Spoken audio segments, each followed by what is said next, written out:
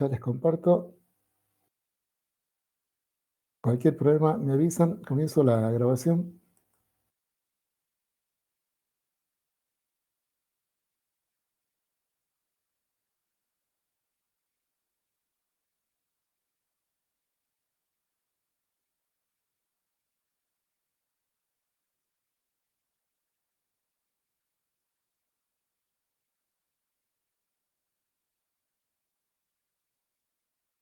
¿Ven la presentación, no?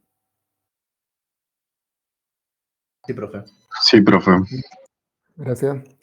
Bueno, vamos a continuar. Ya vimos lo que era un sistema, modelos y simulación. Ahora vamos, y también hablamos de lo que eran los simuladores y los pasos que había que seguir para hacer una simulación. Ahora vamos a completar las definiciones que necesitamos para la materia y ya vamos a comenzar a trabajar con algunos modelos. Vamos a hablar de las variables. Hasta ahora, cuando le hablé de sistema, habíamos hablado de entradas y salidas. Ahora vamos a refinar esos términos. Vamos a utilizar este diagrama, se llama un diagrama de bloques. En esta representación, el sistema, lo que antes era un óvalo, se reemplaza por este rectángulo. El borde del rectángulo es la frontera del sistema. Así que todo lo que está dentro del rectángulo es el sistema. El proceso ocurre dentro de ese rectángulo.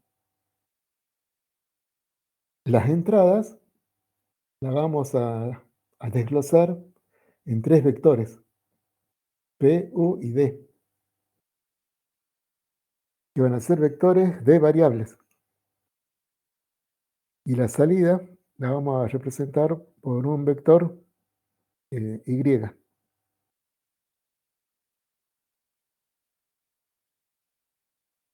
Ahora vamos a ser más específicos, vamos a hablar de variables. Una variable es un símbolo que se usa para designar valores. Bueno, ustedes ya manejan las variables, es el mismo concepto que tienen en informática, que se tiene en otras disciplinas. Lo mismo que ustedes manejan en programación es una variable en otras disciplinas.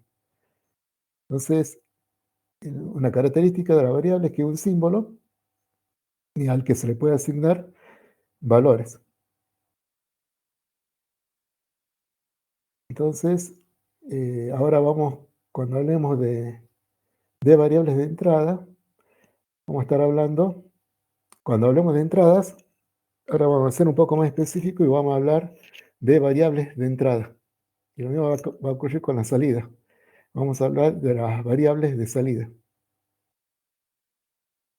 Como variables de entrada tenemos el primer grupo de variables, el primer vector, el vector P, que es el vector de parámetros.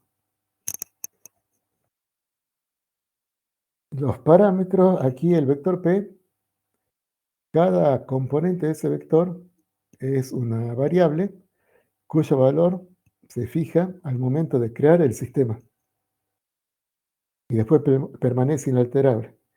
Puede ser que haya sido fijado por el diseñador, por el ingeniero, o también por la naturaleza. Vamos a tomar un automóvil. Un parámetro de un automóvil es la cantidad de ruedas que tiene. Tiene 4. Y eso ya fue fijado en su creación. Las dimensiones de la rueda también. La potencia máxima del motor también.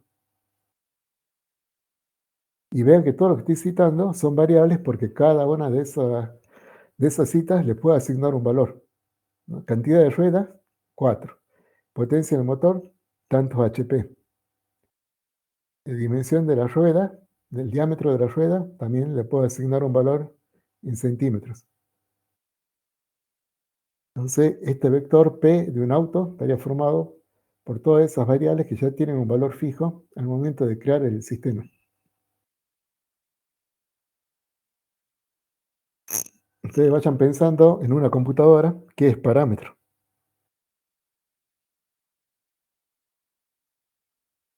¿No?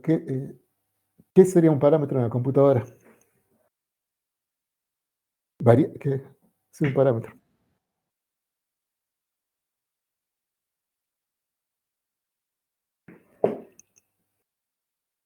La cantidad de memoria RAM. Bien, eso es una variable porque le puedo asignar un valor. Son tantos megas.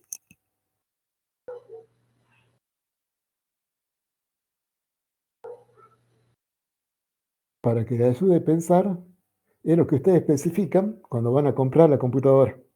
Cuando compran algo, especifican los valores de los parámetros.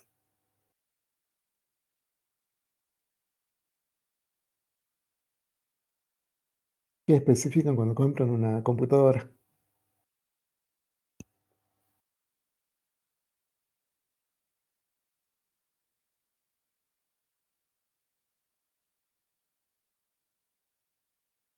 Las características. ¿Sí? Pero a ver, ¿cuáles son las características? Porque esas características son los parámetros. Ya me Y dijeron el una cantidad de memoria, el procesador, tipo, la el memoria RAM, procesador, el el modelo. disco. Ajá. Pero el disco, así, no son variables no son parámetros. Si ustedes me dicen el disco, la memoria, el procesador, todo eso no son parámetros. Esos son entidades. Los parámetros son la- las variables, o sea, los valores que toman los atributos de esas entidades. Entonces ustedes me dicen la memoria. Bueno, la memoria no es un parámetro. Ya, hay un atributo de la memoria que va a ser parámetro, que es lo que queda fijo, que es lo que caracteriza. Me dijeron un atributo, es el tamaño. ¿Sí? El tamaño, y a eso se le puede asignar un número, tantos gigas, 16 gigas. ¿Qué otra cosa de la memoria pueden asignar valores cuando La, ustedes compran una memoria? La frecuencia. Bien, ese es un parámetro. la velocidad de escritura y lectura de un disco. Bien, esos son parámetros del disco. La, la capacidad del disco es un parámetro. En las dimensiones físicas son parámetros. ¿Qué otra cosa?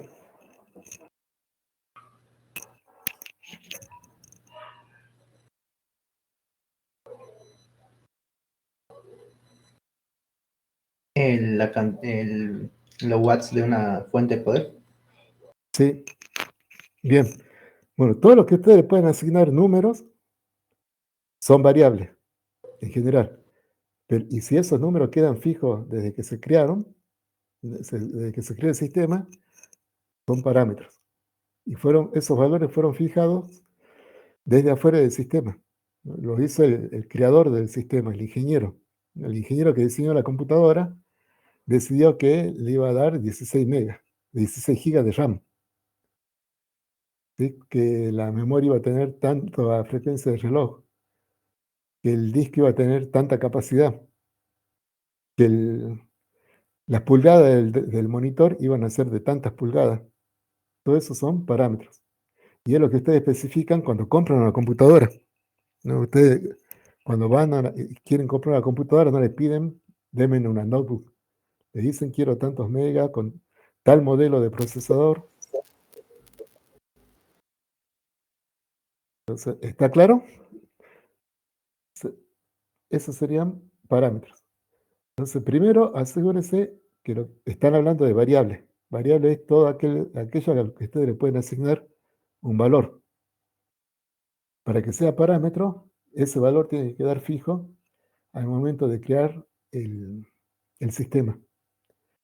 Si sigo con el automóvil, en el automóvil el parámetro sería la cantidad de marchas que tiene, la caja. ¿No? Si es de 5 marchas o de 6 marchas, las dimensiones del automóvil, la capacidad del tanque de nafta, todo lo que se pueda asignar valores y hayan quedado fijos por el que lo haya fijado ya quien diseñó ese sistema.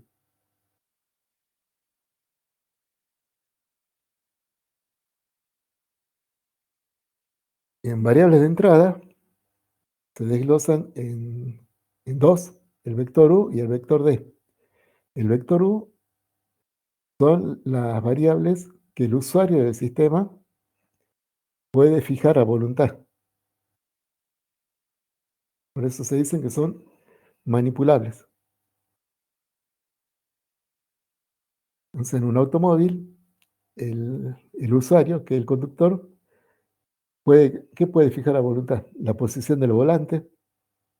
Él gira el volante a voluntad, la posición de la palanca de cambio, la posición del acelerador, del freno, del embrague, la posición de los interruptores, ¿sí? En una computadora, ¿qué maneja el usuario?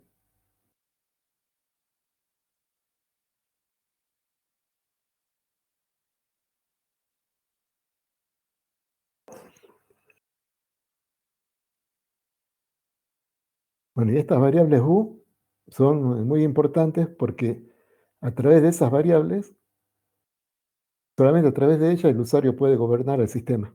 No lo puede hacer a través de nada más. Lo único que tiene para gobernar el sistema son las variables U.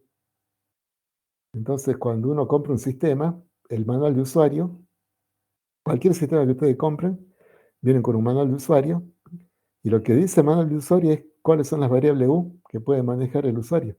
Cuando ustedes compran un equipo de audio, le dice las variables que puede manejar son estos botones, tiene estos botones y estas palanquitas, y bueno, con eso le dice qué puede hacer sobre el sistema. En la computadora, en una notebook, ¿qué tienen? El usuario. Buenas noches. Podrían ser los Buenas. periféricos de entrada como teclado, mouse, para interactuar con la computadora. Esos serían dispositivos, serían componentes de entrada. Ahora, ¿cuáles son las variables? Porque si ustedes dicen teclado, no le pueden asignar un número. Hacer clic con las teclas. Bien. O por ejemplo, por el micrófono también las ondas se transforman en bits y pasan electrónicamente al sistema. Bien, bueno, entonces, si fuera el teclado, también hay distintos niveles de abstracción, que lo habíamos visto antes. Puedo ver la computadora. Un físico, ¿qué vería como entrada? La presión que ustedes hacen en las teclas. Eso es lo que hace el usuario. Nosotros lo único que podemos hacer es presionar, darle un valor de presión a cada tecla. La tenemos presionada o no presionada. Esa es la variable para cada tecla. Pues ustedes, los informáticos, no lo ven a ese nivel, ya ven directamente como la letra que tecleó el usuario o todo el comando que ingresó el usuario. Bueno, eso serían las variables U. En cuanto al micrófono, un físico, ¿qué variable U vería como entrada en la computadora? Si fuera el micrófono, vería la presión de aire sobre la membrana del micrófono, el valor de la presión del aire sobre la membrana del micrófono. El informático, ¿qué vería? No le interesa ese nivel de detalle, sino que el informático vería qué información está entrando a través del micrófono, ¿no? Qué palabra ingresa o qué sonido.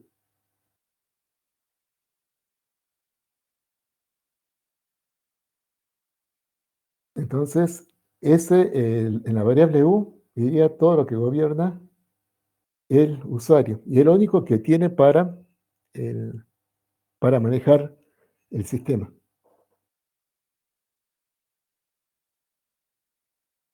Ya lo vamos a ver con otro ejemplo para que le quede más claro. Y la D son variables de perturbación. Las D están fijadas desde afuera del sistema por el resto del universo y están fuera del alcance del usuario. ¿No? En un automóvil, el usuario no maneja la intensidad de la luz que hay en el exterior. Eso depende de si es de día o de si es de noche, o si está nublado o hay sol. Pero es una variable que afecta al sistema. Tampoco no maneja la temperatura. No sabe El usuario no maneja si la temperatura externa, ¿no? Si va a haber frío o si va a hacer calor. El valor de la temperatura lo maneja la naturaleza. Entonces, todas esas variables que perturban el sistema y no están gobernadas por el usuario son variables de perturbación. Ahora vean que son importantes que el usuario conozca cuáles son esas variables, porque él a través de las variables U tiene que compensar el efecto de las variables D. Por ejemplo, si la intensidad de la luz baja, el usuario tiene que saber que baja porque es de noche. Bueno, el usuario tiene que saber que existe un botón que sirve para encender la luz. Entonces, va a presionar ese botón, esa señal va a entrar al sistema y el sistema va a generar que se encienda un foco y emita luz, que va a ser la salida. Si en la pendiente del camino, que es una perturbación, aumenta, por ejemplo, cuando el automóvil llega a una subida, entonces la variable de la pendiente del camino aumenta. Eso no está bajo el control del usuario, es el parte del camino. Entonces, ¿qué tiene el usuario para compensar el aumento de pendiente? Tiene el acelerador. Va a presionar el acelerador, esa señal va a entrar al automóvil, el automóvil va a ejecutar todo el proceso y va a aumentar el torque en las ruedas, que va a ser la salida, para que el automóvil mantenga la velocidad en la subida. Entonces, es importante conocer cuáles son las variables manipulables y las variables de perturbación, porque con las manipulables puedo compensar las variables de perturbación para que las variables de salidas, que son la I, cumplan con la finalidad del sistema. Vamos a ver las variables I. Las variables I son las variables de salida del sistema. Los valores de estas variables la determina el sistema.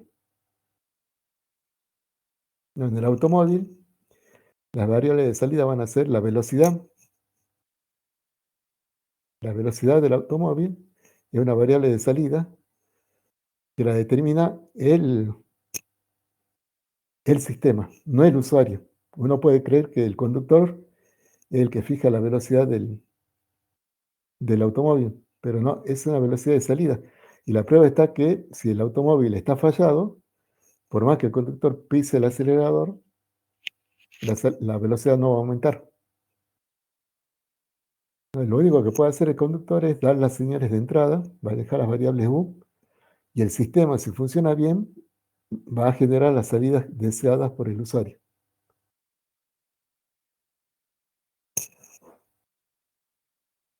Sigamos, después vamos a ver con un ejemplo cada una de estas variables. Las variables internas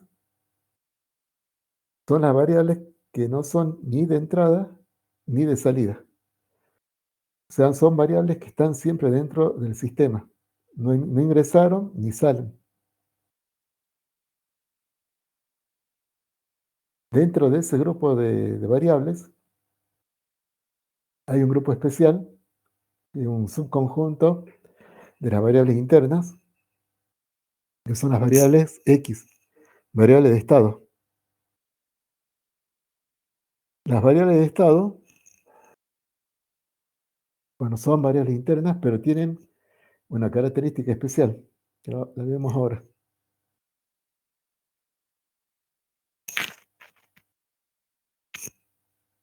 Entonces yo le digo que tengo en la celda bancaria el saldo de una cuenta bancaria. Tengo una cuenta bancaria. Voy y deposito $10.000. Bueno, coloquemos 10.000 pesos, no seamos tan optimistas. Entonces voy a la cuenta bancaria, deposito 10.000 pesos. Después voy y hago una extracción de 4.000. ¿Cuál es el saldo? Otro ejemplo. Voy a cargar nafta, lo van pensando.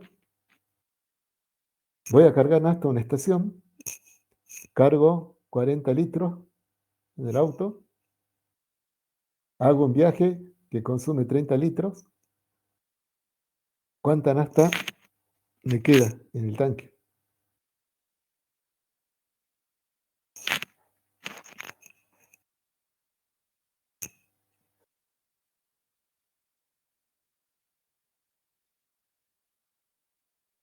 Piensen, a ver. Y ahora le doy la respuesta. Bueno, no pueden calcular el saldo, ni tampoco pueden calcular la cantidad de nafta que queda. ¿Por qué no pueden calcular el saldo? Porque no saben cuánto había inicialmente en la cuenta bancaria. Y lo mismo tampoco saben cuánto había inicialmente de nafta en el tanque. Porque algo había. Si llegué a la estación para cargar, algo de nafta había. Entonces, no pueden, con estos datos, no pueden calcular el saldo ni la cantidad de nafta. Estas variables son especiales. Ustedes ven que tanto el saldo es una variable como la cantidad de nafta es otra variable. Son variables especiales, son internas porque están dentro del sistema de la cuenta bancaria. La cantidad de nafta está dentro del automóvil, son variables internas y tiene una característica especial, es que no la podemos actualizar, no podemos calcularla si no sabemos qué valor tuvieron en algún momento. Necesitamos conocer qué valor tuvieron en algún momento. A partir de allí ya podemos actualizarla. Pero necesitamos, como característica principal de estas variables, necesitamos inicializarla para poder calcularla. Entonces, si yo les doy a ustedes el saldo inicial de la cuenta bancaria, ahí sí ya pueden ir actualizando el saldo cada vez que hago un depósito o una extracción. Si conocen el saldo cero. Lo mismo, si conocieran la cantidad de nafta inicial que tenía el tanque, ahí ya pueden ir actualizando la cantidad de nafta, conociendo las cargas y los consumos. Pero es fundamental conocer el valor inicial de estas variables. Cada vez que se encuentre con una variable, porque para actualizarla requiera conocerse el valor inicial, es una variable de estado.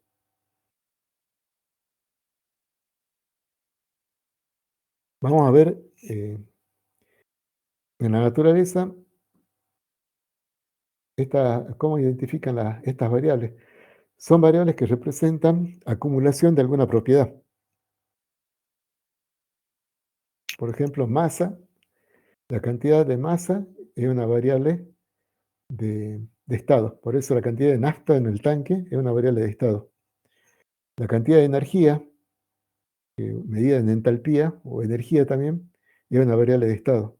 La cantidad de movimiento, esa variable física que vieron en física, es variable de estado. La carga eléctrica, bueno, la energía en general, la energía cinética, energía potencial, todo son variables de estado. Todo lo que se pueda acumular van a estar representadas por variables de estado. Vamos a un ejemplo. Aquí tiene un sistema que es un calentador eléctrico, calentador de agua. El típico que usan para calentar agua, que colocan una resistencia eléctrica dentro de un recipiente con agua y después enchufan la resistencia y calienta el agua. Bueno, aquí lo vamos a simplificar. Tenemos una batería de B voltios que está conectada a una resistencia eléctrica que tiene un valor nominal de R. Tenemos un interruptor. Cuando cerremos el interruptor, va a circular una corriente por el circuito con intensidad I. En el recipiente tenemos una masa M de agua, un nivel L de agua, la altura de agua, una cantidad de energía o entalpía H y una temperatura T del agua. El agua va a disipar calor con un flujo de calor Q. Y además tenemos un termómetro que mide la temperatura del agua y nos da una señal. La temperatura que indica el termómetro es TM. Si el termómetro funciona bien, TM debería concordar con la temperatura real T del agua. Vamos a clasificar las variables de este sistema. Parámetros va a ser, bueno, tiene varios, pero aquí como ejemplos le doy el voltaje de la batería, y aquí le distingo el voltaje nominal.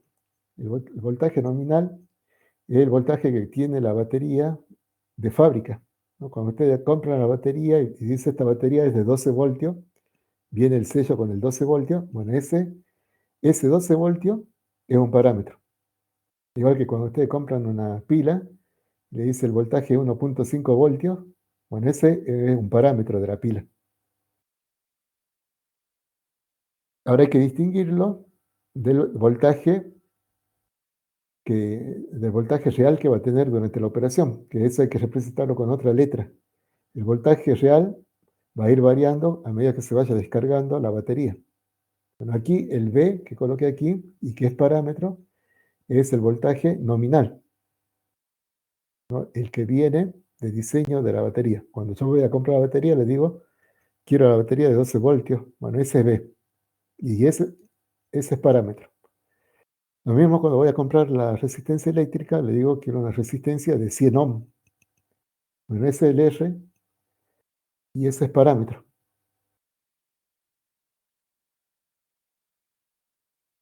¿Qué variables de entrada tiene este sistema? Bueno, ¿qué puede manejar el usuario de este sistema? La posición del interruptor.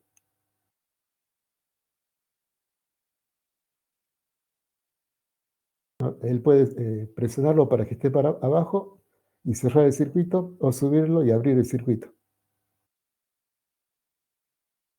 Perturbación.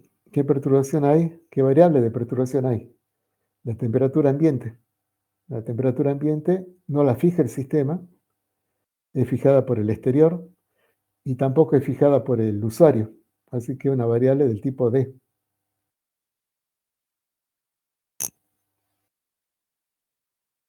Las variables de salida del sistema, bueno, ¿qué sale de la frontera?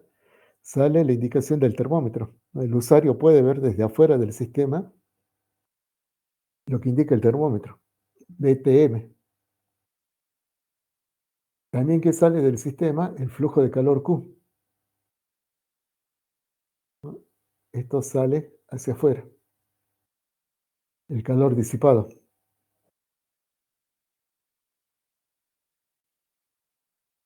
¿Qué variables internas hay que no entran y salen de la frontera? La intensidad de la corriente eléctrica que circula por el cable. Esa variable no entró ni salió del sistema. Es una variable interna.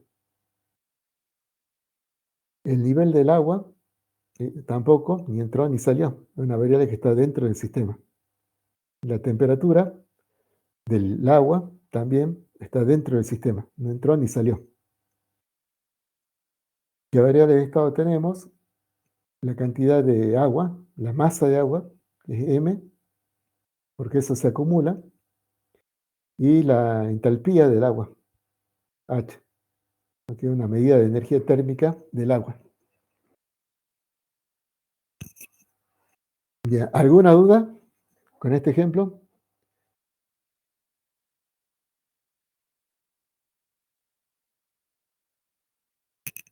Por mi parte, ninguna. A ver, entonces, den un ejemplo extra de cada tipo de variable. A ver, ¿qué otro parámetro hay en este sistema?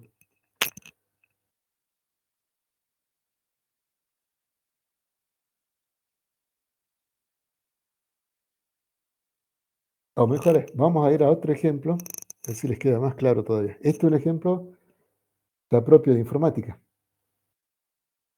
Aquí estamos viendo un sistema que ustedes conocen bien, que es un programa. Este es un programa, está hecho en C y sirve para calcular la longitud de una varilla a emplear para construir cierta cantidad de ruedas de bicicleta. Entonces, veamos cómo funciona.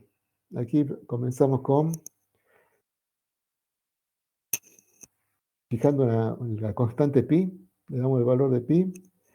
Después, la longitud la fijamos en 0. Estamos inicializando esa variable. Definimos perímetro, ruedas, bueno, longitud una cantidad real, rueda una cantidad entera. En longitud vamos a ir acumulando la longitud de la varilla que vamos usando, y ruedas es un contador de la cantidad de ruedas que vamos a hacer. Entramos en un bucle y pide que ingresemos el radio de la rueda que vamos a fabricar. Entonces ingresa R. Si R es distinto de 0, vamos a calcular el perímetro de la rueda e incrementamos el contador de rueda. Y el perímetro se lo agregamos a la longitud de la varilla. Y así volvemos y pedimos otro radio. Ingresamos otro radio. Si es distinto de 0, calculamos el nuevo perímetro de la nueva rueda y agregamos ese perímetro a la longitud de la varilla que tenemos que comprar. Entonces, al finalizar, el programa nos dice de qué longitud tiene que ser la varilla que vamos a comprar, y también nos dice cuántas ruedas vamos a fabricar.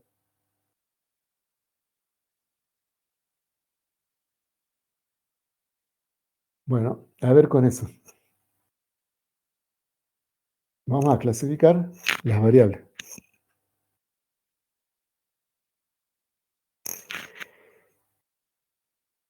Aquí, ¿qué parámetros tiene el programa?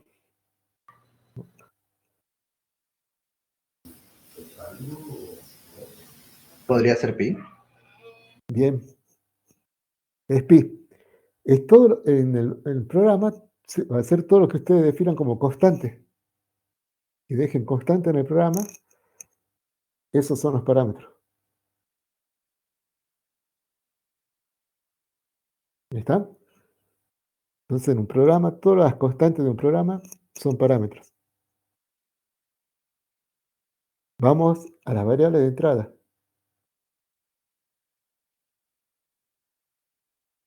¿Qué cosa ingresa el usuario a este programa? ¿Qué variable ingresa el usuario a este programa? El radio de la rueda. R. Bien, bien. Esa es una variable de entrada. Y ven que es variable, ¿no? Y el valor no lo fija el programa, lo fija el usuario.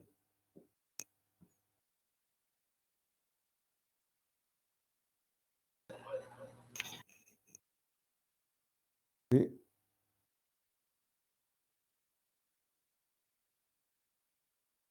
Bueno, aquí aparece el D, serían qué variables de las que están aquí no fija el usuario, pero tampoco el programa, sino que viene de afuera. Bueno, aquí aparentemente no hay ninguna, ¿no? Pero en un programa como, imaginen ustedes que están haciendo un simulador de vuelo de un avión, ¿no? Un simulador de vuelo de avión, el que tiene Microsoft. Bueno, ese es un programa, el simulador de vuelo es un programa. Las variables del tipo U son todas las que el usuario fija en el juego, ¿no? La posición del volante, la posición de todos los interruptores. Esos son variables del tipo U porque el programa se los pide al jugador. Pero hay otras variables que el programa necesita y que no se las puede pedir al jugador. Por ejemplo, la velocidad del viento, la dirección del viento. Esas variables no se las puede pedir al jugador. Y son variables externas que necesita el simulador para... El simulador lo que modela es el avión. Pero para poder simular el avión le hace falta primero lo que hace el usuario y después variables externas como la velocidad del viento y la dirección del viento. ¿De dónde va a sacar esa información? El programa. Bueno, eso lo vamos a ver más adelante en la materia. Pero eso sería entonces una variable del tipo D, sería una variable que ingresa a este programa, pero que no se la pidió al usuario. Y el valor de esa variable es fijada por otro programa.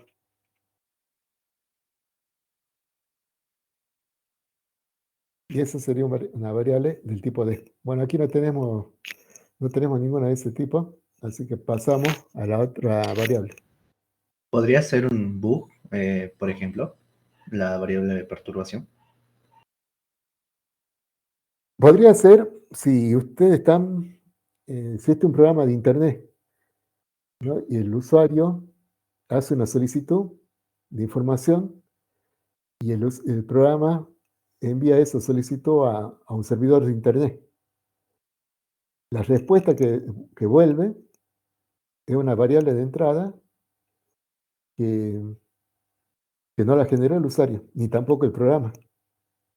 Está entrando en el programa.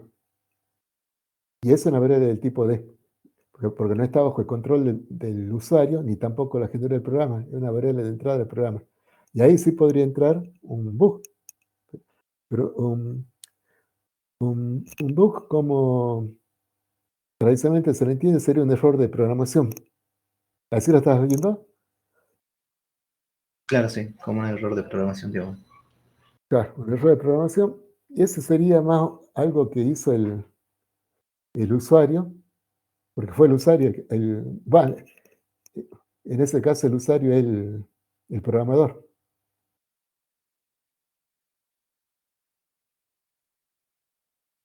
Ese no lo vería como una variable de entrada, porque no es una variable. Más como ejemplo de variable de entrada, son las que en un programa son las que la fija otro programa desde afuera, o también estamos hablando de un juego de redes, ¿no? La estaría fijando otro usuario, el otro jugador, si están jugando contra otro. Ahora ahí habría que pensarlo, si al otro usuario, cómo están viendo, cómo están haciendo el análisis. Para un usuario, para un jugador, la entrada que hace otro jugador es una variable de perturbación, porque no está en su alcance, no está fijada por él. Y además no es una variable fijada por el programa.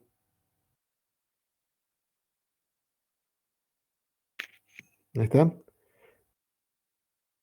Sí. Vamos a otro ejemplo, las variables de salida. Son los resultados del programa, lo que va a salir de este programa. Para eso se lo hizo. ¿Qué serían variables de salida? La longitud y la cantidad de ruedas. Claro, es lo que informa. Para eso se hizo. Recuerden que las variables de salida es lo único que permite que el sistema cumpla con su finalidad. Entonces ustedes, eh, al usuario no le interesa qué pasa adentro, le interesa que esto que es lo que sale. Bueno, y el usuario va a observar la longitud y las ruedas, la cantidad de ruedas que puede fabricar. Bien, ¿cuáles serían variables internas?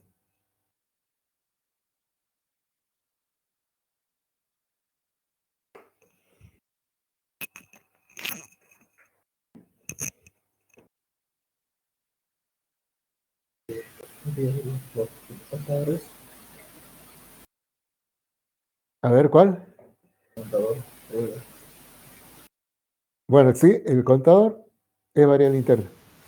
Otra, La longitud. también es variable interna.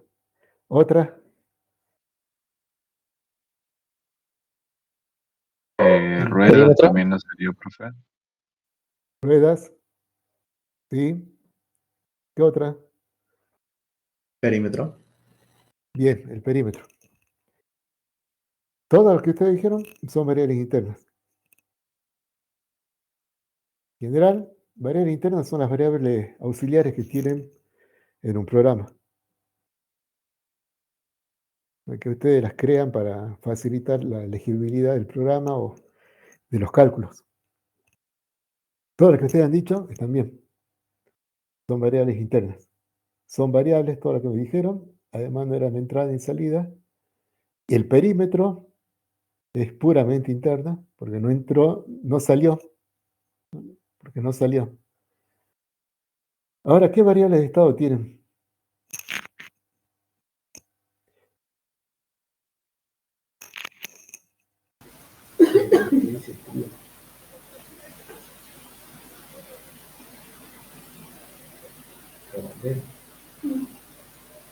¿Pi no sería una variable de estado? No.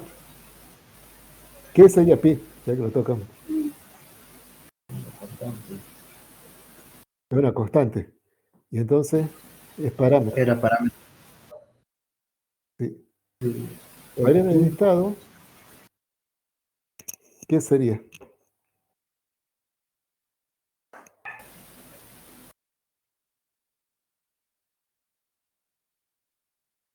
Longitud, Bien. ¿Por qué? porque fue inicializada. Perfecto. Todas las variables que usted tenga que inicializar en un programa, esas son variables de estado. Ruedas también entonces. Ruedas también. Entonces, todos los acumuladores, los contadores, todo lo que ustedes se vean obligados a inicializar, son variables de estado. Entonces, aquí está clara la diferencia entre variable interna y variable de estado. Perímetro es una variable interna, pero no es de estado. Porque vean que no hemos necesitado inicializarla para calcularla.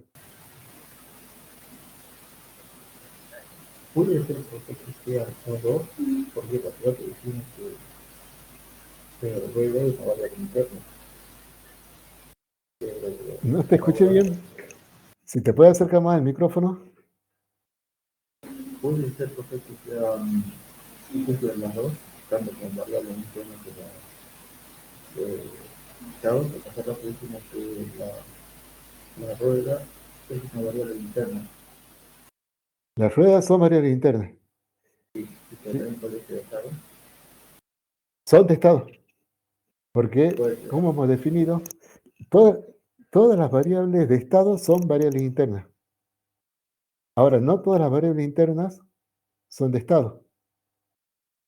Porque, como las definimos nosotros, vamos a retroceder.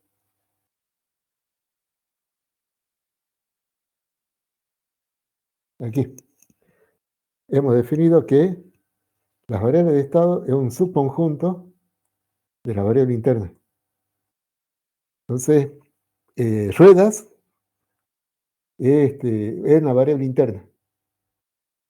Y en particular es una variable de estado porque hay que inicializarla. En cambio, perímetro es una variable interna, pero no es variable de estado. Porque esa no hay que inicializarla. ¿Y esa era la pregunta? Sí, pues ya lo entendí. Bien. Bien, bien. Entonces, vamos a un ejemplo más. Bueno, aquí en un programa es fácil identificar cuáles son las variables de estado. Son acumuladores y contadores. Todo lo que ustedes tengan que inicializar son variables de estado.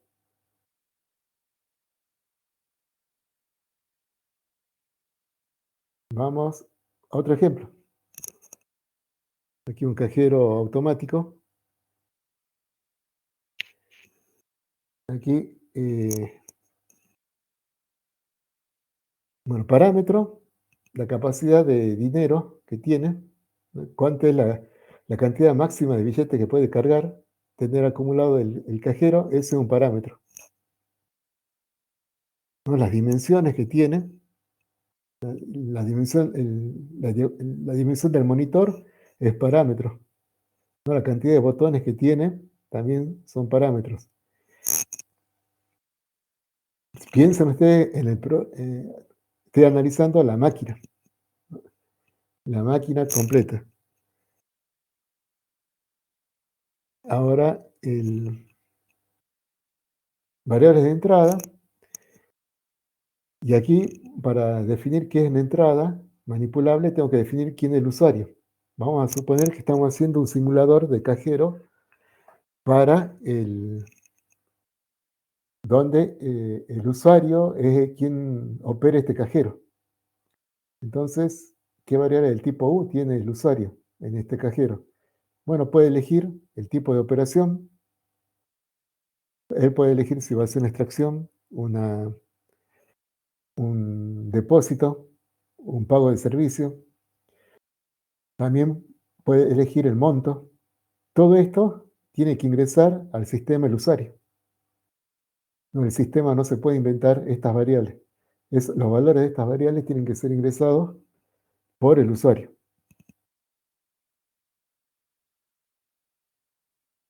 ¿Qué variables de perturbación tiene? Bueno, el equipo recibe si está enchufado, como es eléctrico, está enchufado, conectado a la línea eléctrica. Bueno, el voltaje de la red eléctrica, V, es una perturbación. Y lo anotamos porque si hay un corte de luz, desaparece V y el cajero deja de funcionar. Así que una variable de entrada y que no la maneja ni el usuario ni el cajero. Otras variables del tipo U es la señal de aprobación de una operación. El usuario solicita hacer una operación, el cajero envía la solicitud hacia afuera, hacia el banco, y el banco contesta aprobando o no la operación. Bueno, esa señal que ingresa con la aprobación o no es una variable de perturbación, ¿no? Porque no la fija ni el usuario ni el cajero, y está ingresando en el cajero. Variables de salida, todas las que le informe al usuario, ¿no? El saldo, sonidos, también el pedido de información que sale hacia el banco. Variables auxiliares, todas las internas que requiere el programa que hace los cálculos. Y variables de estado, bueno, aquí hay variables físicas, ¿no? La cantidad de billetes de cada denominación que hay guardado en el cajero. Son variables que hay que inicializar, ¿no? Y por eso cada tanto van y se carga el cajero para inicializar esa cantidad de billetes. Una vez que, y bueno, es una variable que se acumula, o en este caso se desacumula porque se va sacando dinero a medida que se opera el sistema. Pero eso sería una variable de estado.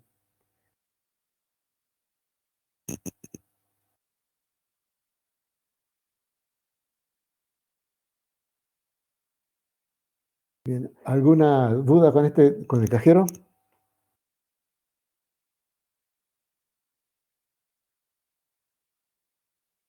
No, profe. Estamos bien. Bueno, ¿para qué sirve hacer esta clasificación? Cuando uno ve un sistema, ¿para qué sirve identificar cuáles son las variables de entrada y de qué tipo son? Y cuáles son las variables de salida y las variables de estado. Bueno, cuando hagamos el modelo, es fundamental saber cuáles son esas variables, porque nosotros en el modelo manejamos variables, ¿no? Y tenemos que saber cuáles son variables de entradas, porque esos van a ser los datos del programa. Tenemos que saber cuáles son las variables de salida, porque esos son los que hay que calcular. Tenemos que saber cuáles son los parámetros, porque son las constantes que va a tener el programa, el simulador. Entonces, por eso hay que hacer este análisis de variables. Pero también como ingenieros, cuando uno diseña un sistema, muchas de las tareas que tiene el ingeniero se pueden definir en función de las variables. Hoy tenemos un sistema. ¿Qué significa diseñar un sistema? Significa fijar los valores de los parámetros y proveer la cantidad adecuada de variables U al usuario para que tenga la capacidad de atenuar los efectos de la variable de perturbación D y así obtener los valores deseados para las variables de salida. Entonces, un ingeniero, cuando está diseñando un sistema, tiene que tener claro cuáles son los parámetros, porque él va a fijar esos valores. Tiene que tener claro cuáles son las variables de salida de ese sistema, cuáles son las variables de perturbación que pueden afectar esas salidas. Y una vez que sabe eso, tiene que darle al usuario la cantidad adecuada de variables U para que pueda gobernar el sistema y compensar los efectos de las variables de perturbación. Como le decía, en un automóvil, el ingeniero que diseña un automóvil sabe que la pendiente del camino varía. Entonces le va a dar el acelerador al usuario para que pueda compensar esa variación de pendiente. Sabe que la luz externa va a variar de día y de noche. Entonces le va a dar al usuario el interruptor de las luces. Sabe que la intensidad de la lluvia puede variar. Entonces le va a dar también una palanca para que regule la intensidad de los limpiaparabrisas. Y así, cada cosa que tiene el automóvil fue porque el diseñador tenía en mente qué variable de salida tiene ese automóvil, dio la cantidad adecuada a los valores de los parámetros, tenía en cuenta, sabía qué perturbación iba a tener el automóvil y le dio las cantidades adecuadas de variables U al usuario. No, si algo se le pasa por alto al diseñador de un automóvil, estamos en serio peligro. ¿No? Si el diseñador se hubiera pasado por alto darnos un freno, el sistema no sirve. ¿No? Por más perfecto que sea todo. Si se olvidó de colocarnos un freno, no sirve el sistema. Se olvidó de darnos esa variable U. Bueno, entonces el diseñar es eso. ¿No? Tenemos que fijar los valores de los parámetros, dar la cantidad U a los usuarios para permitirle atenuar los efectos de las variables D y así obtener los valores deseados en las variables I. Si no diseñamos el equipo y los vamos a comprar, bueno, es lo mismo. Porque si ustedes le dicen, le encargan, ustedes trabajan en una institución o en una empresa y le dicen, compren 10 computadoras para la empresa. Bueno, ¿qué significa? ¿Qué van a hacer ustedes como ingenieros? Tienen que ir a hacer el pliego de licitación. ¿Y qué van a colocar en ese pliego? Es el mismo problema que del diseño. Ustedes tienen que decir todos los valores de los parámetros de las computadoras deseados para las computadoras que ustedes quieren comprar. Tienen que decir la cantidad de memoria que tienen que tener, la velocidad del procesador, las dimensiones del monitor, todo eso lo tienen que especificar. Si no, los vendedores le van a vender cualquier cosa. Entonces, ya sea que diseñen o que especifiquen el sistema para la compra, tienen que saber cuáles son todas estas variables.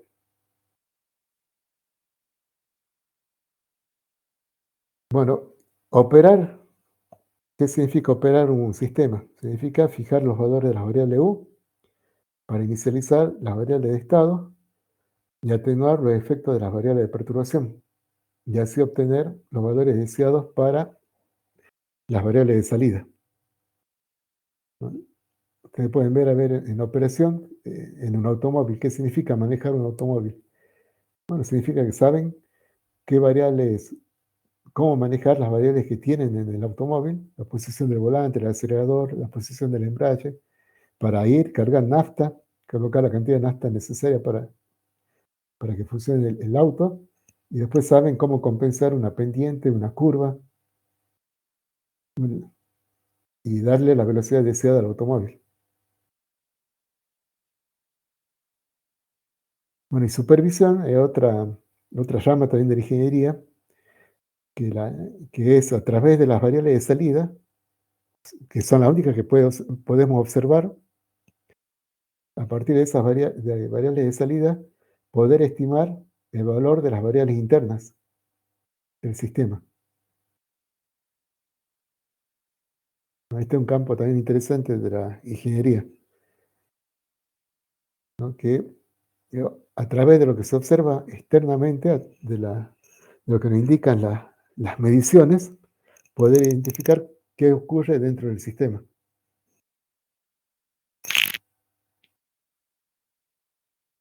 Bueno, hacemos una pausa aquí. Repasen, tomen un café, repasen estos conceptos y cualquier duda me dicen de regreso.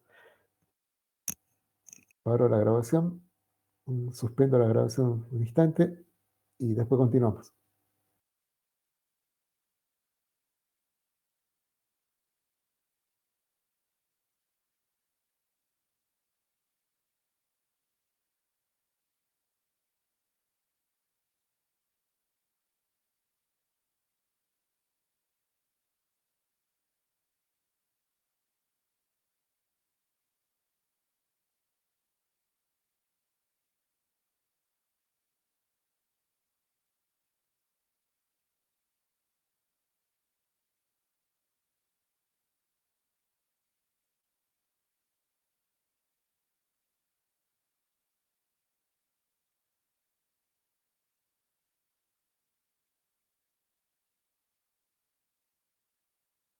Continuamos. Habilito la grabación.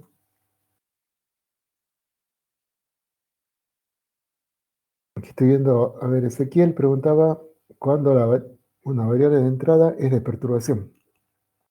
La variable D, que es la variable de perturbación, es cuando viene de afuera del sistema y no es fijada por el usuario. Entonces, como vimos en el caso del cajero, ¿no? Seguimos. Ahí ya comparto pantalla. Bueno, está compartiendo, estamos compartiendo.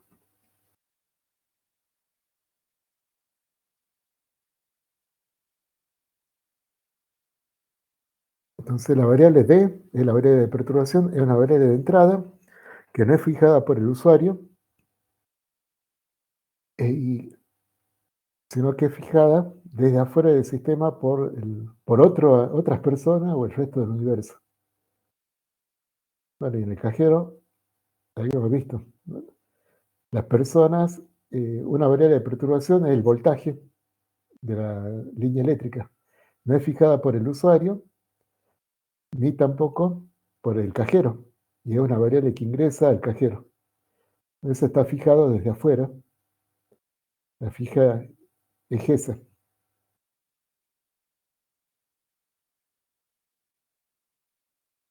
¿No? Bueno, y en el caso del calentador, una variable de perturbación era la temperatura ambiente, porque también afecta al sistema, pero no es fijada por el usuario del sistema. Está fijada por el resto del universo y afecta al sistema.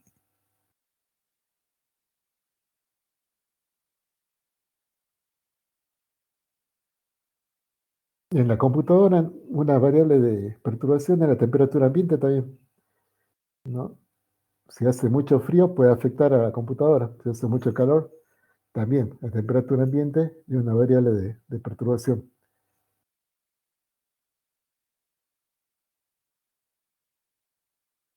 Bien, sigamos.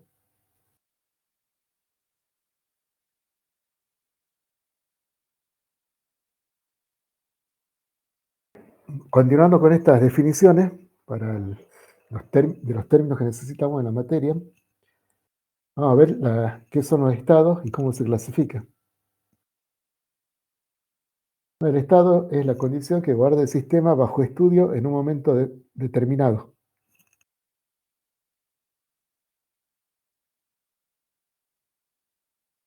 Vamos a decir también que son los valores que toman las variables del sistema en un momento dado.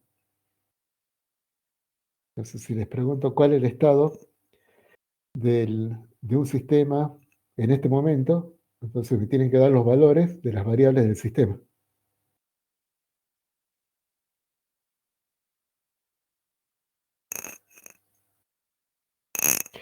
Estos estados tienen una clasificación. Vamos a verlo.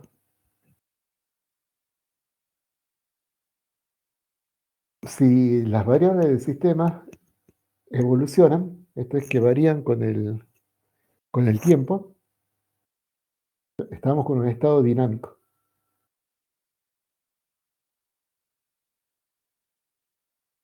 La derivada de las variables con respecto al tiempo es distinto de cero. Están aumentando, están disminuyendo. Y basta que una variable del sistema evolucione para que ya estemos en un estado dinámico.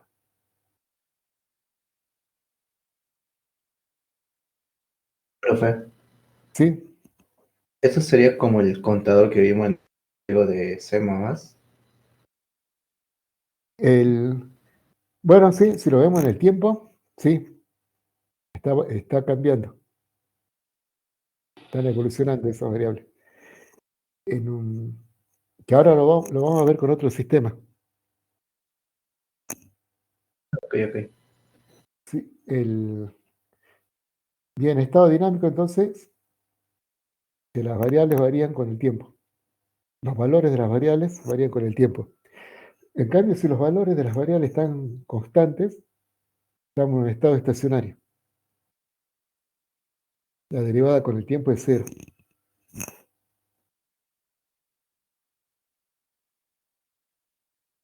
Si ahora los estados estacionarios se los puede clasificar de acuerdo a la estabilidad. Pueden ser estables. Un estado estable, estacionario estable, ¿sí? Cuando se le da una pequeña perturbación temporal momentánea, el sistema regresa a ese estado estacionario inicial. Por ejemplo, aquí tenemos esta esfera, está en el cuenco, en la base del cuenco. Ahí está en un estado estacionario mientras esté quieta, porque la posición y la velocidad no cambian con el tiempo. Ahora, si le damos una perturbación, pequeña perturbación y momentánea, por ejemplo, un pequeño empujón, ahí sacamos el sistema de ese estado estacionario y entra en un estado dinámico, porque ahora varía la posición y la velocidad de la esfera. Y va a oscilar para un lado o para el otro, ahí está en un estado dinámico. Y finalmente, ¿no?, va a volver al fondo del cuenco y se va a detener, regresando al estado estacionario inicial.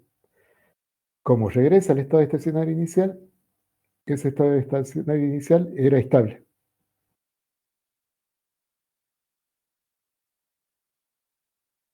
Ahora puede ser también un estado estacionario inestable.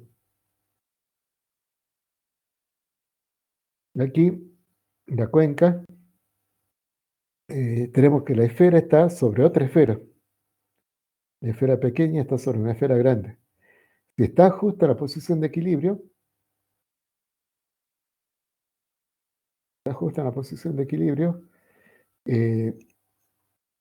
como está aquí,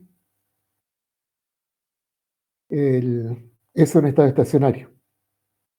Ahora, para ver si es estable o inestable, provocamos una perturbación, que podría ser un pequeño empujón. Es una perturbación momentánea, porque la aplicamos y la retiramos. Y en cuanto la aplicamos, bueno, la esfera va cayendo y va a caer, entró en un estado dinámico y ya no va a regresar a este estado original. Y como no regresa al estado original, este estado era inestable.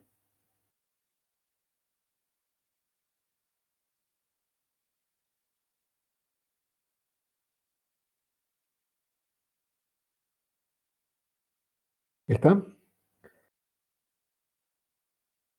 Vamos a ver. Todo sistema, por lo general, cuando es operado, tiene que el estado pasa de un estado dinámico a un estacionario y vuelve en el ciclo de operación que tiene. Por ejemplo, aquí tenemos cómo evoluciona la temperatura en el calentador de agua que hemos analizado, en el calentador eléctrico.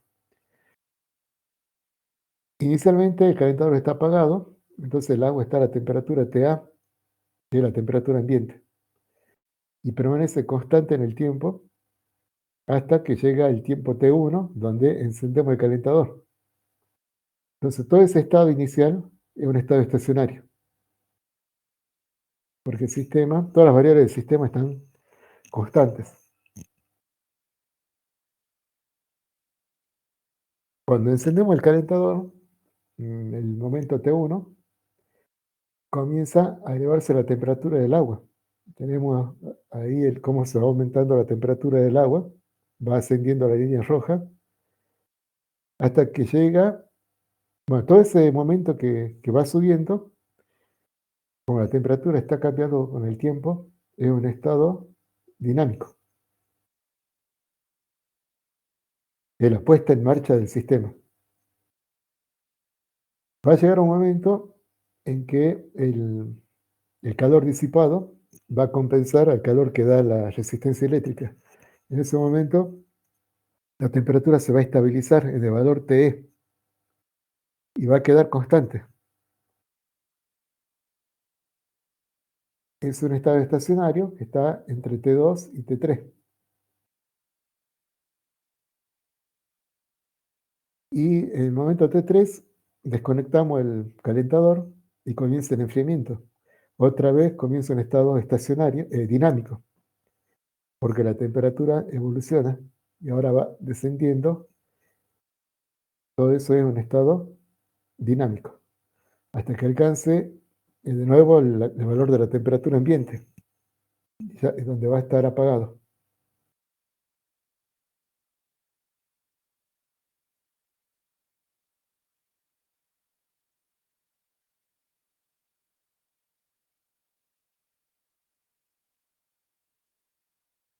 Vamos a clasificar también sistemas.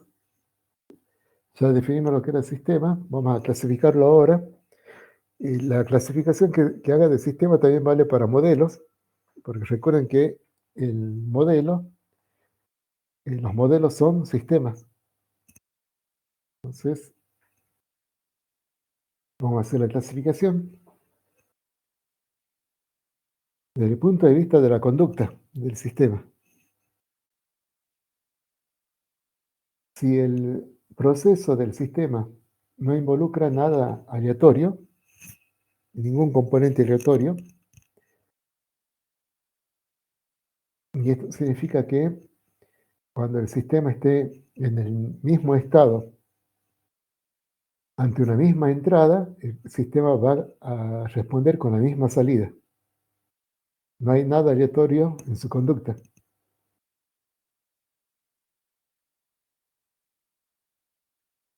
Un ejemplo es el cajero, ¿no? Mientras el cajero tenga siempre la misma cantidad de dinero y el usuario vaya y haga la misma operación, el cajero va a dar siempre la misma respuesta.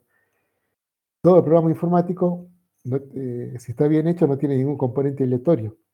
Cada vez que reciba los mismos datos, va a dar la misma respuesta. Cada vez que en una calculadora hagamos el mismo cálculo, va a dar el mismo resultado. Todo eso son sistemas determinísticos. Cada vez que estén en el mismo estado y reciban la misma entrada, van a generar la misma salida. En contrapartida, hay otros modelos, otros sistemas que tienen elementos aleatorios. O también por ignorancia, pero bueno, no entremos ahí. Vamos a considerar que tienen elementos aleatorios. Y eso hace que, ante la misma entrada, el sistema genera salidas distintas.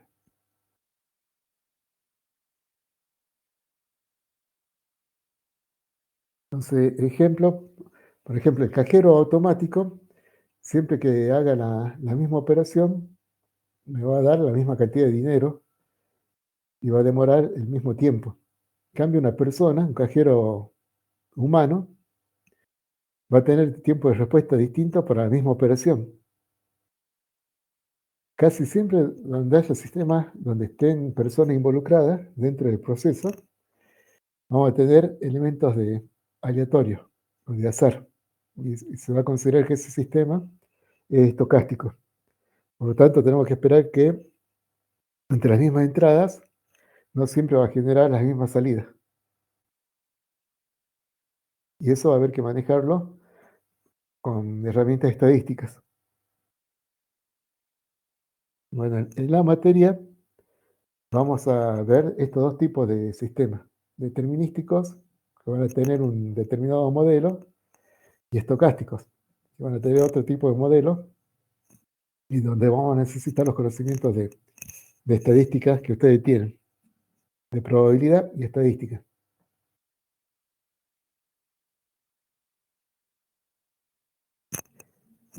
Desde el punto de vista de la evolución,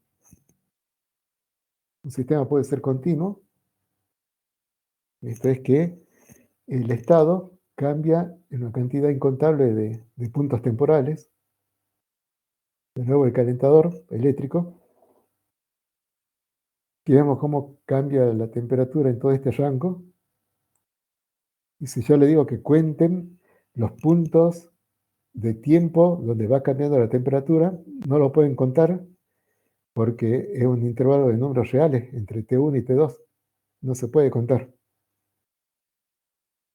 Entonces, es un intervalo continuo. Y en este intervalo continuo, el sistema puede modificar, puede hacer evolucionar sus variables. Entonces, es un sistema continuo. En contraposición tenemos los sistemas discretos, que solamente pueden cambiar su estado en determinados instantes temporales. Tenemos un sistema de inventario que tenemos los días y la cantidad de pedidos que estamos recibiendo y todavía no hemos satisfecho de mercadería. Entonces, en el primer día ingresaron 10 pedidos, eso se mantuvo estable, hasta que en el día 1 ingresaron otros 10 pedidos, se mantuvo estable, después ingresaron otros 5 pedidos, se mantuvo estable, y si le digo en qué momentos cambió el estado del sistema, ustedes sí lo pueden contar. Cambió aquí 1, 2, 3, 4, 5 y 6. 6 veces. Bueno, cuando lo puedan contar, tenemos sistema discreto. En la materia vamos a trabajar con los dos. Vamos a ver modelos para sistemas discretos y al finalizar vamos a ver sistemas continuos, ejemplos. Los sistemas continuos se modelan con ecuaciones diferenciales, mientras que los sistemas discretos tienen otro tipo de modelos, usan matemática discreta, o modelos especiales como lo que vamos a ver en el siguiente módulo.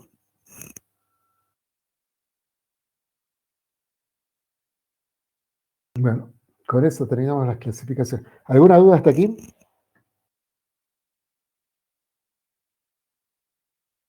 Antes de que haga el cambio de presentación. Buenas noches, profe. Disculpe, no me quedó bien claro la diferencia en lo que era la versión dinámica con la versión estática inestable de el principio de esta segunda parte. De estado. ¿En el estado? Sí, de estado. A ver. Aquí. Sí, del estado dinámico que cambia con el tiempo con el estacionario inestable. Ah, bien. El dinámico, el estado cambia con el tiempo. Eso no. Si ustedes ven que están observando un sistema y sus variables van evolucionando con el estado, ese está en estado dinámico. Ahí no tienen problema. Ahora, si ustedes observan un sistema y sus variables no se modifican con el tiempo, están constantes, bueno, ahí están en estado estacionario. ¿Sí? ¿Hasta ahí vamos bien? Sí. Bueno, es dinámico es si el estado tiene alguna variable que se modifica. Y estacionario es cuando ninguna variable se modifica y está todo constante. Ninguna variable cambia. Bueno, ese es para clasificar entre dinámico y estacionario. Ahora, los estacionarios a su vez se pueden clasificar en estable e inestable. Y aquí, bueno, para ver lo de estable, tenemos que hablar de perturbaciones. Entonces, este primer estado, entonces yo quiero clasificar este estado. Ese estado. Primero, ese estado es estacionario. Por eso estamos en esta rama. Porque la bolilla no se mueve. Está quieta. Ese estado es un estado estacionario. Y ahora me piden que lo clasifique si ese estado estacionario es estable o inestable. Bueno, para clasificarlo, tengo que hacer un experimento. Que es esto de provocar una perturbación. Cuando yo perturbe este estado estacionario, pasa un dinámico. Porque la bolilla empieza a moverse. Y ahora tengo que estudiar ese estado dinámico para ver si el sistema regresa al original. Y aquí vemos que esta bolilla va a oscilar hasta que al final va a llegar de nuevo al fondo del cuenco, igual que el estado estacionario original. Entonces puedo decir que este estado estacionario original era estable. ¿Está? Bien, sí, ya capté la idea. Sí, sí, yo hablé Sí, del ya vi la dinámico porque claro, el dinámico lo usé para probar si era estable nomás. Pero estoy estudiando este estado estacionario. Este es el estado estacionario que interesa. ¿Está bien? Bueno, vamos a continuar.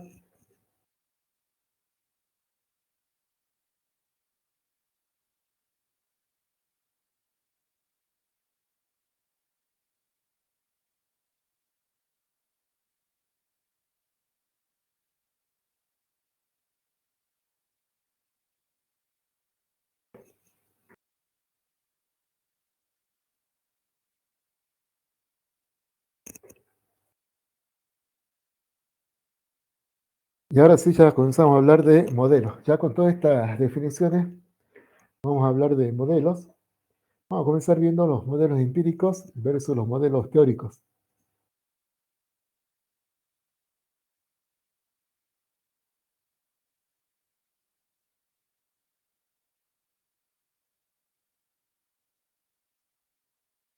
Vamos a ver qué características tienen. En un segundo.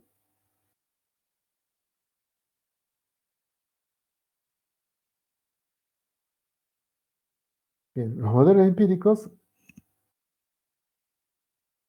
van a considerar solamente las relaciones entre entrada y salida del sistema. Entonces, se preocupan para que modelar las relaciones que existen entre la entrada de un sistema y las salidas. No se preocupan por modelar el proceso que ocurre dentro del sistema.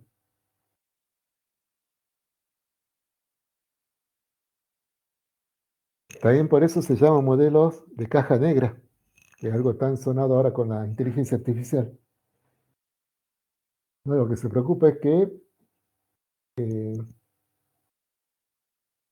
cuando hagamos una entrada a ese modelo, la salida que produzca sea la misma que produce el sistema real, pero sin preocuparnos por lo que ocurre dentro de ese modelo. Entonces ese modelo se creó sin ver, sin comprender lo que ocurre dentro del sistema real que estamos modelando. Por lo tanto, esos modelos no tienen ninguna explicación del proceso real del sistema. Solo lo imitan en forma externa. Es como un loro, ¿no?, que habla, produce las mismas salidas que una persona, pero no tiene todo el proceso interno de la persona.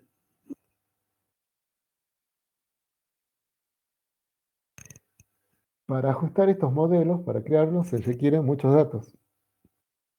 Bueno, los modelos de inteligencia artificial que hay ahora son modelos empíricos. Por eso todas las características que estoy dando también se aplican a esos modelos. Ustedes lo deben haber escuchado si están analizando los modelos de inteligencia artificial actuales. Bueno, se requieren numerosos datos para ajustarlo.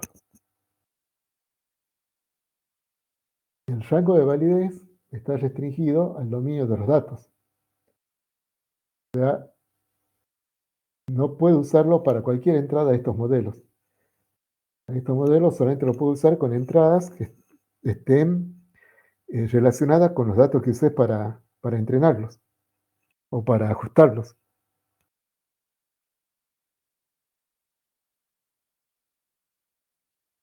Por el mismo motivo no pueden extrapolar. Este es que no puedo evaluarlo con entradas que estén más allá del rango de datos que empleé para ajustarlo. Ya lo vamos a ver con un ejemplo. Todo esto. Después, si el sistema real se modifica, el modelo va a perder validez. Hay que volver a ajustarlo. Y este es un gran problema de la herramienta de inteligencia artificial. No sé si ustedes se acuerdan que la mayoría están entrenadas con datos hasta cierta fecha. Después, cuando quieren actualizar los datos, hay que volver a entrenar todo de cero. No es que se pueden ir agregando nuevos datos al modelo. Hay que volver a entrenar todo desde cero. Entonces, es bastante costoso el desarrollo de nuevos modelos porque se entrenó hasta cierto año. Después hay que agregar más datos. Bueno, hay que volver a entrenar todo. No es que solamente hay que agregar los datos que faltaban. En contrapartida tenemos los modelos teóricos. Los modelos teóricos consideran los primeros principios, los principios físico-químicos, para ver cómo funciona el proceso del sistema. Estos modelos explican lo que ocurre dentro del sistema. Para eso usan la física, la química, la electrónica, todo lo que se necesite, la ciencia que sea necesaria para entender el proceso que ocurre dentro del sistema. Por este motivo requiere menos datos para ajustarlo. El rango de validez está dado por el dominio de las leyes físico-químicas que se hayan empleado y no por los datos. Por ese motivo se pueden extrapolar. No lo podemos usar más allá del rango de datos que hemos usado para ajustar. Si el sistema se modifica, también generalmente siguen siendo válidos. Y el problema es que es costoso, es más difícil de hacer, que requiere más trabajo que el modelo empírico. Entonces no siempre es posible o conveniente desarrollarlo. Así que en la práctica muchas veces vamos a trabajar con modelos que son teóricos hasta cierto punto y a partir de cierto punto usan modelos empíricos. Bueno, en inteligencia artificial están viendo esta gran lucha ustedes. Todos los modelos exitosos como ChatGPT, Copilot, o Cloud, todos son modelos empíricos. No tienen todas estas debilidades. Y muchos expertos de inteligencia artificial están diciendo que por más inteligentes que parezcan estos modelos, no van a llegar por este camino a la inteligencia general, por estas debilidades. La única forma de llegar a la inteligencia general, artificial general, va a ser con un modelo teórico que entienda cómo piensa el humano. Bueno, por ahora está ese debate. Algunos dicen que por el camino de lo empírico vamos a llegar a la inteligencia artificial general y los otros que no. Estamos errando ese camino, perdiendo tiempo, que hay que seguir pensando en el otro modelo, en uno que entienda lo que está haciendo. Bueno, vamos a ver ejemplos de modelos empíricos. ¿Qué son modelos empíricos? Todas las tablas de valores experimentales. Cuando hacemos experimentos y registramos los resultados en tablas, es un modelo empírico. Los gráficos que construyamos a partir de esa tabla, también modelo empírico. Funciones matemáticas que ajustemos a partir de esos datos experimentales, son modelos empíricos. Aquí un diagrama, este es un diagrama de las propiedades del aire. de la humedad del aire, que está construido a partir de datos experimentales y un modelo empírico. Y por otro lado tenemos los modelos teóricos, que generalmente son matemáticos, ¿no? Y están formados por ecuaciones diferenciales y ecuaciones algebraicas.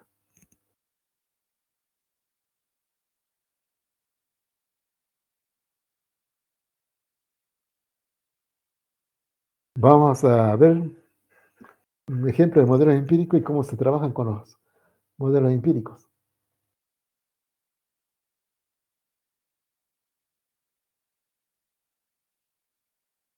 Aquí tenemos un aparato que tiene una barra de germanio sumergida en un baño térmico, y en este baño térmico podemos regular la temperatura a la que sometemos la barra. Y con este aparato medimos la conductividad de la barra de germanio. Entonces podemos construir una tabla experimental de los valores de conductividad eléctrica en función de la temperatura. Y esta es la tabla. Cuando llevamos el baño térmico a 400 Kelvin, se midió una conductividad de 0.05 Siemens por centímetro, 10⁻⁴ Siemens por centímetro. Para 500, 0.10. Y así para estos valores que están en la tabla. Esta tabla lleva un modelo experimental, ¿no? Porque ustedes pueden dar entradas y el modelo da salida. Por ejemplo, si alimento como entrada a temperatura de 700 Kelvin, el modelo me dice que la conductividad va a ser 0.40. Es la salida. Así que ya es un modelo, y es un modelo empírico, porque para construirlo no hemos modelado qué ocurre dentro del germanio para determinar que esta sea la conductividad para cada temperatura. No hemos hecho ningún análisis dentro de la barra de germanio. Simplemente hemos provocado una entrada en el sistema y hemos medido qué salida tenía. Y eso lo hemos guardado en una tabla. Por eso entonces es un modelo de caja negra, porque no me dice qué ocurre dentro de la barra de germanio. Solamente me dice qué salida va a tener para estas entradas. Bueno, ahí ya tienen un modelo empírico. Tenemos un problema, que es que este modelo no lo puedo usar para valores intermedios. Si lo quiero usar para valores intermedios, tengo que interpolar. Y para interpolar, la regla más simple de interpolación es la interpolación lineal.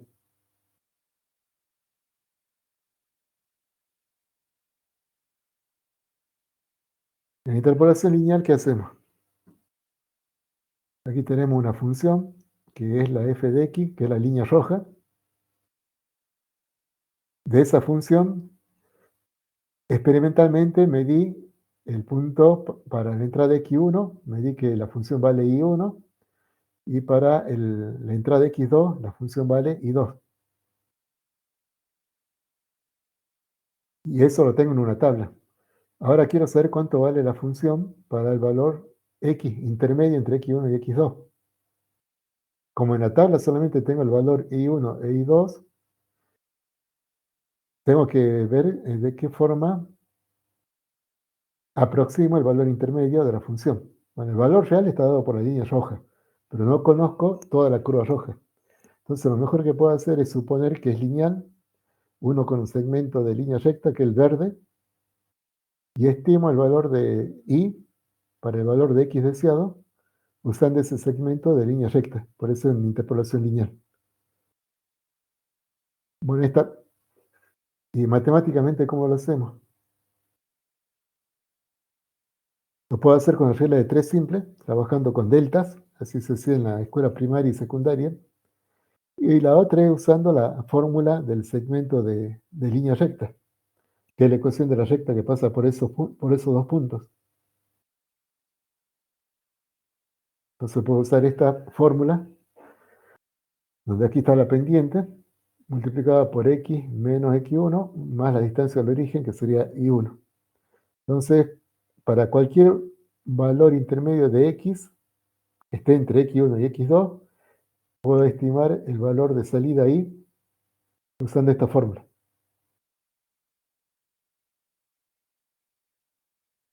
Bueno, y esa aproximación, ¿qué tan buena es? Bueno, va a ser mejor cuanto más cerca estén los valores en la tabla de x1 y x2. Entonces, mientras menor sea la distancia entre x1 y x2, más se va a aproximar el segmento verde a la línea roja. Entonces, vamos a ver cómo se trabaja en Excel. Aquí en Excel, cargué la tabla.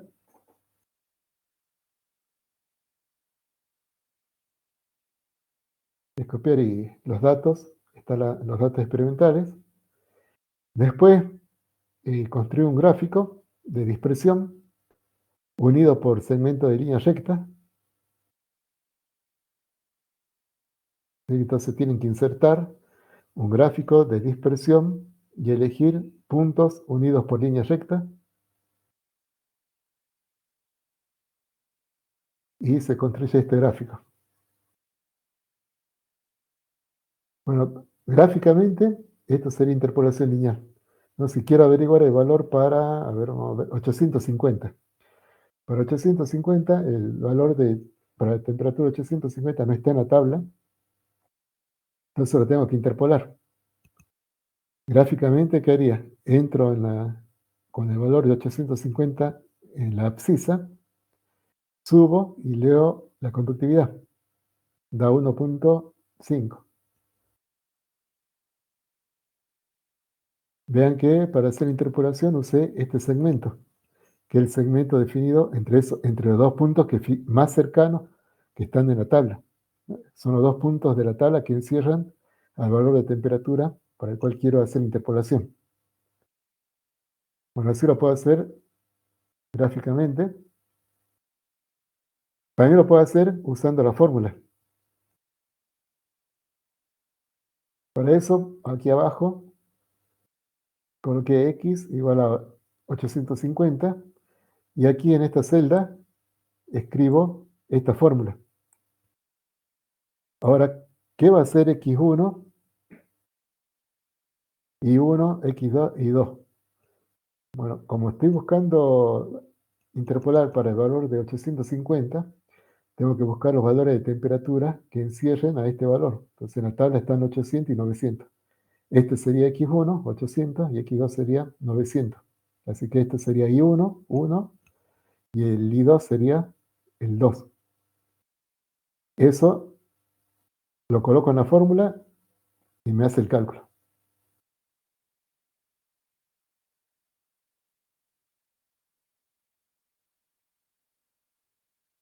Aquí está la fórmula.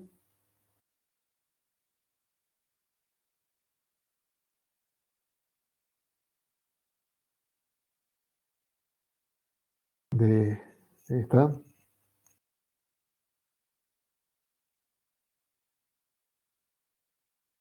Que sería esta fórmula, ¿no? Y está haciendo referencia al x1 y x2 que hemos seleccionado de la tabla. Vean que esta fórmula, aquí donde escribí 850, puedo cambiarlo por cualquier valor, pero que esté entre 800 y 900. Entre el valor de x esté entre 800 y 900, esto me va a calcular bien. Si me salgo de ese valor, por ejemplo, si quiero ahora para 430. Para 430 voy a tener que cambiar, ahora x1 y x2 van a ser esto. x1 y x2 son eso, y 1 y 2 son esto. Y tengo que actualizar esta fórmula. Hacer referencia a esas celdas.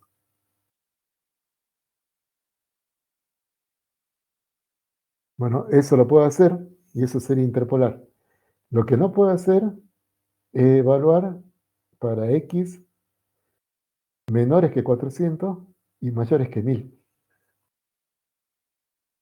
Eso sería ya extrapolar, sería irme fuera de la tabla. No puedo hacer eso, me tengo que mantener con x entre 400 y 1000. No me puedo ir fuera porque estos modelos empíricos no los puedo usar para extrapolar.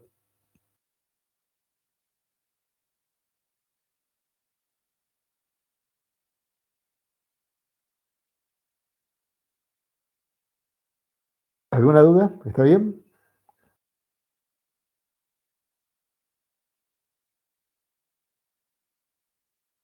Bien.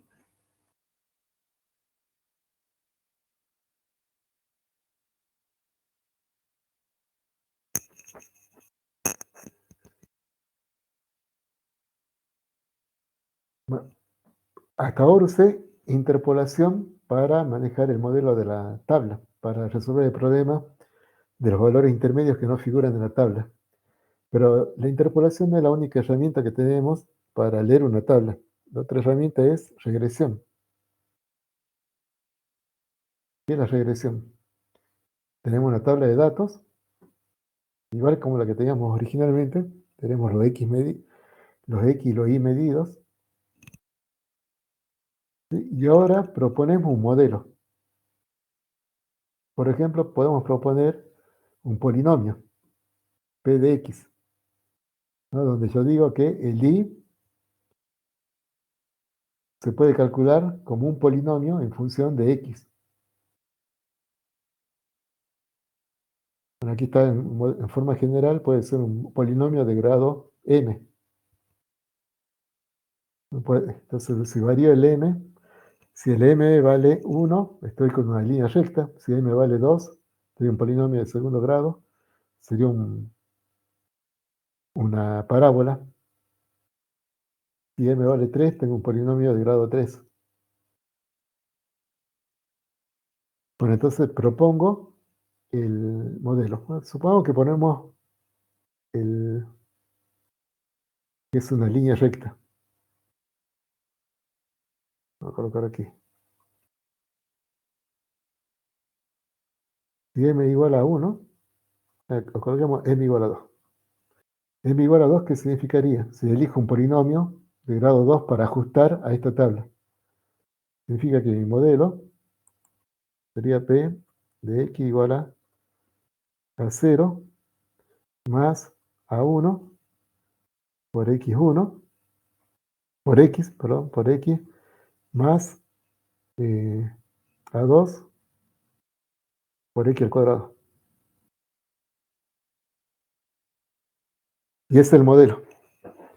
Ahora, para poder usarlo, para poder calcular Y, que sería el P de X, para cualquier valor de X, necesito saber cuánto vale A0, A1 y A2. Si supiera cuánto vale A0, A1 y A2, podría usar este polinomio para calcular el valor de Y que corresponda a cada X, para un dado valor de X. ¿Cómo determino los valores de A0, A1 y A2?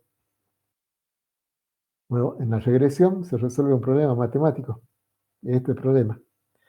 Matemáticamente significa elegir los coeficientes del polinomio, los coeficientes A del polinomio, para que esta sumatoria tenga el mínimo valor. ¿Qué hacemos con esta sumatoria? Gráficamente, ¿qué se está haciendo? Se está eligiendo los valores de los parámetros del polinomio para que la gráfica del polinomio pase lo más cercana posible a todos los valores de la tabla I, de esta tabla. Bueno, eso se lo plantea así matemáticamente y hay que resolverlo. Bueno, aquí yo lo planteé para un polinomio, pero se puede elegir cualquier función con cualquier forma para ajustar a esta tabla. Y se resuelve un problema matemático parecido a este. Incluso podemos elegir redes neuronales que se ajustarían, se entrenarían con esta tabla. El entrenamiento de la red neuronal es este problema. Es lo mismo que ajustar un polinomio. Nada más que en vez de ajustar los coeficientes de un polinomio, estamos ajustando los pesos de las redes neuronales. Bueno, por fortuna, ustedes no van a tener que resolver este problema matemático para hacer regresión. Excel lo hace. Entonces vamos a ver cómo se hace regresión con Excel. Bien, aquí tenemos de nuevo la tabla. Esta tabla. Y ahora les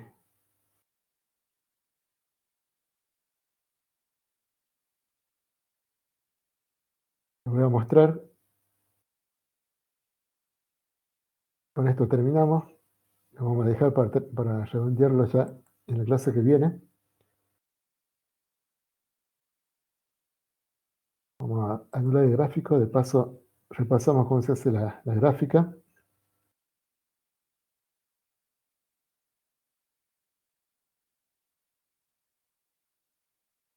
Bueno, voy a graficar toda la tabla de datos experimentales.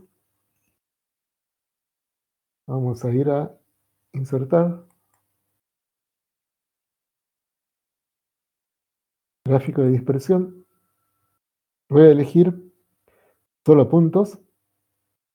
Si quisiera hacer interpolación lineal, podría elegir esta, que es punto con línea recta, que es con segmento de línea recta, que es el que usé antes para hacer interpolación lineal.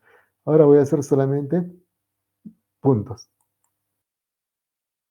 Bueno, ahí está graficado la conductividad en función de la temperatura. Ahora voy a ajustar una función a estos puntos. Para eso hago clic en un punto, se seleccionan todos, hago botón derecho y me va a dar el... Ahí se movió.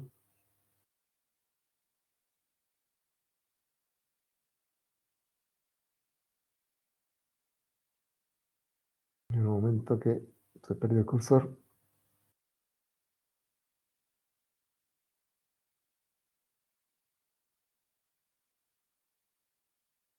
A ver un segundo.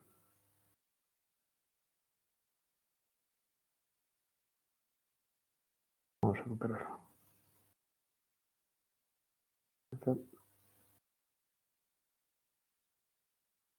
Bueno, ahí está. Ahí hago clic, botón derecho. Y aquí abajo tienen agregar línea de tendencia. Entonces primero seleccionan un punto, quedan todos seleccionados. Y después hacen agregar línea de tendencia.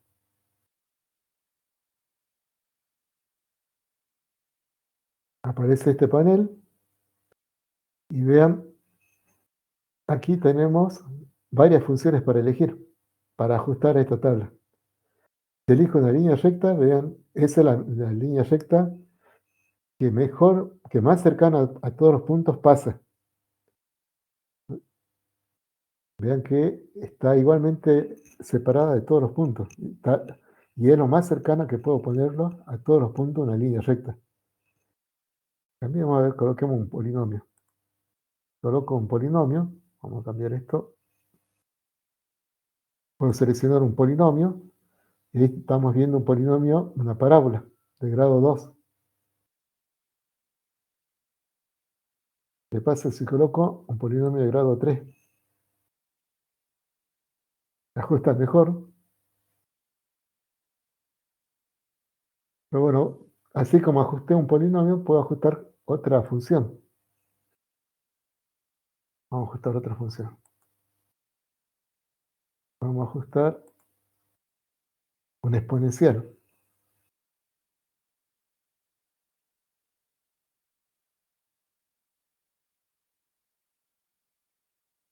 El exponencial da esto. Está bien ajustado. Quiero ver la fórmula del exponencial. Bueno, vamos aquí. Y decimos presentar la ecuación en el gráfico. Y aquí la presentó. Le voy a decir presentar el valor de r cuadrado también, que lo vamos a ver después. Es una medida de la bondad, aunque la función está ajustada a los datos experimentales. Mientras más cercano a 1, mejor. Aquí está muy bien, está en 0,99. Y aquí tenemos el valor que ajustó para la función exponencial. ¿Qué hizo ahí? Ya con esto terminamos.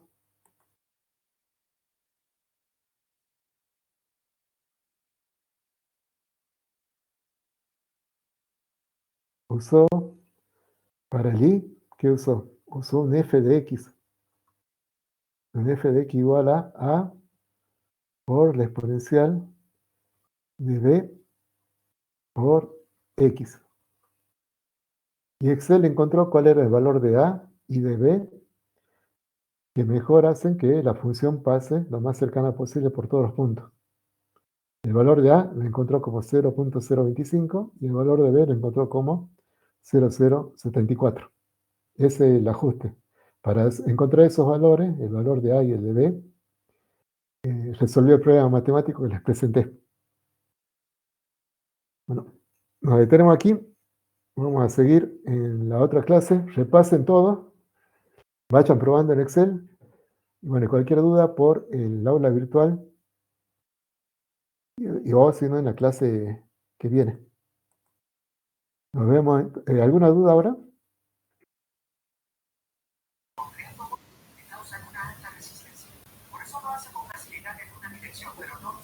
No hay dudas, bueno. Nos vemos el viernes. Bueno, nos vemos. Aquí Ezequiel pide las presentaciones. Si Ezequiel, todas las presentaciones se suben al finalizar la clase por el foro novedades. Y ahí están ya las presentaciones anteriores. Así que esta la subo en 10 minutos, 15 minutos, ya subo, no sé ahora. Nos vemos el viernes. Muchas gracias, profe. Hasta luego. No, Hasta luego, Hasta profe. luego, profe. ya, nos vemos.